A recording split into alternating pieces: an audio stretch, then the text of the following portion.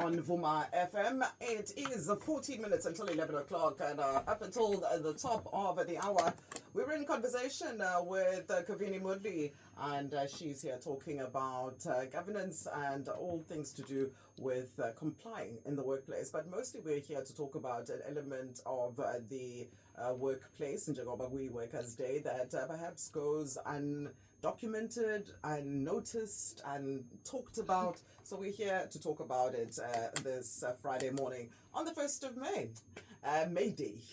And it is a May Day call to think about it that way because a lot of women in the workplace, in corporate, are still trying to find the best ways to approach what they might face as discrimination. And so I said in this next segment, Kavini, I wanted us to look at solutions on a daily basis. You've said, let's document everything. That's one of the first things that you can do. Can you give us more things that you can do if you find yourself in that strange situation? So I think it's very important that we keep looking for the red flags because retaliation is not one email. It's often not one incident. It's prolonged. In my case, it was prolonged more than 7 months. Sure. And, I'm an ex-auditor, so I'm very good at keeping evidence. And everyone may not be. But the mic, yeah, okay. I say everyone may not be. But I think, if you're starting to feel the sense of uneasiness, and you will feel it. You'll see a shift that happens. Record things on your phone, get it transcribed. The next step I would suggest is to make sure you start summarizing everything back to this particular individual, right? I'm going to call it an alleged perpetrator for now. Because it seems like women have to prove themselves extensively these days. You need bundles, you need everything else. There definitely is still that very much gender inequality in workplaces where when a man seems to speak up, it's, yes, he's right. But a woman, you need 10 women, you need witnesses, you need a bundle of evidence. So I think for me, it is very important that you start, as silly as it may sound, you may feel like, I'm just being petty here. Start summarizing those discussions that make you uncomfortable. Put them back to your manager and say, this is what we discussed. Did I miss anything? Put it in a very non-controversial tone, in a sweet tone, if I could say that. And then consult a labor lawyer. Guys, we spend a lot of money on things we don't need. But I think one of the most powerful things I had up my sleeve was to have an incredible labor lawyer. It is Ngadi and attorneys. And a labor law expert is what you want. And what can they do for you? Yes. When I say what can the lawyer do for you, when you've documented everything, you've kept all the receipts, so to speak. Yes. You've got everything in writing. You've got your recorded in terms of your phone recordings on the meetings and the happenings, and you take it all to them. What is it that they are likely to do? Are you going to be able to stay in that company? Yeah. Are you likely to leave that company? Are you going to get compensation? What is the likelihood of what the outcome would be? From my experience, if you're able to keep a solid evidence trail, there's a good chance that you can start to plan your exit strategy strategically and financially. Because the truth of the matter is, if you're finding yourself in a toxic workplace where you can't reach out to anyone, you're isolated, it often gets worse from there. People don't like to hear that. People have, and I had this, optimist view of everything's going to be fine. And then it wasn't. I always say that you are often one email away or one meeting away from being employed to not being employed, simply because rules are just not followed. So I think, don't wait too long before you consult this attorney, because they'll be able to guide you to say, okay, these are the warning flags, start looking out for. And when you find these warning flags, it's important to call it out every single time. And you might feel, I'm just being pedantic now. But do it. Do it for the long run so that, when you suddenly faced in the middle of the night with a strange disciplinary inquiry, because that's one tactic that I've seen companies use to really push people out. That panic sets in, the fear sets in, because it's all old things that they've now gone and dug up. It's literally a witch hunt, if I can call it that, to push you out. And I think it's very important also at the interview stage to check in terms of, does your values align with this particular company? I know that jobs are very hard and sometimes we've just got to take what we get. But I think it's important, if you do see red flags, also consult a labor lawyer before you even sign an offer. I'm not saying don't take it. If a job is there, take it. It's always easier to move to another job when you're employed than when you're not. Yeah. So get the support you need.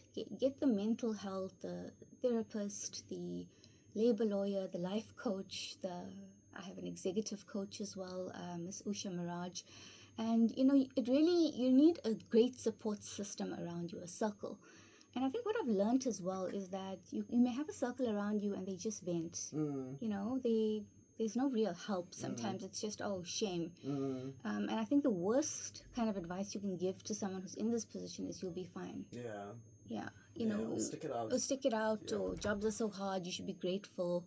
That's another one. So I think it's very important that you build this team around you and start to also do your own searches. What is legal? What is not legal? For example, an employer cannot just suddenly remove your responsibilities. It's got to be part of a greater formalized restructure. You can't just wake up one morning and decide, today I'm going to reallocate Coveney's portfolio to 2 other people because it's a feeling I had. Like, all of these things are very heavily legislated by law.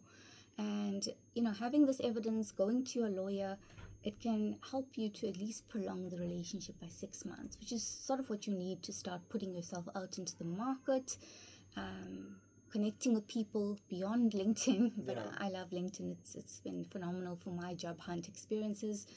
And you can just start to also mentally prepare yourself so you're not, caught off guard by what happens. And traumatized. That's it. And Kabini, does this happen the other way around?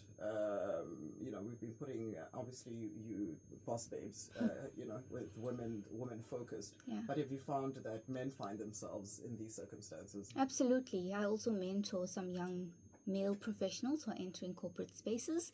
In that case, I'd often call it bullying and harassment. I don't see it too much, though. Either they don't come to me for a mentorship session or they find ways to deal with it. But I don't see it too often. I feel like sometimes, certain managers have a great respect if it's a male colleague.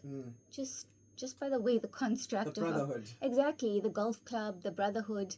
And there you are coming in brand new with this bright-eyed, bushy-tailed view, and, you're just shut down. You're in shock as to why are you feeling so left out in a space?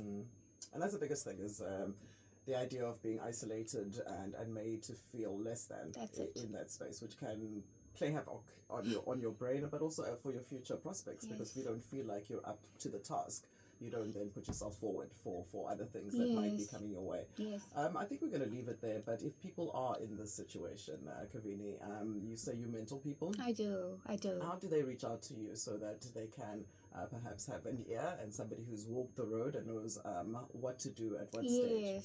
Yes. I'm offering strategic advice to people who may be in the situation where you're being bullied, you're being harassed. You reach out to HR, they refuse to often, acknowledge that this is what's happening to you.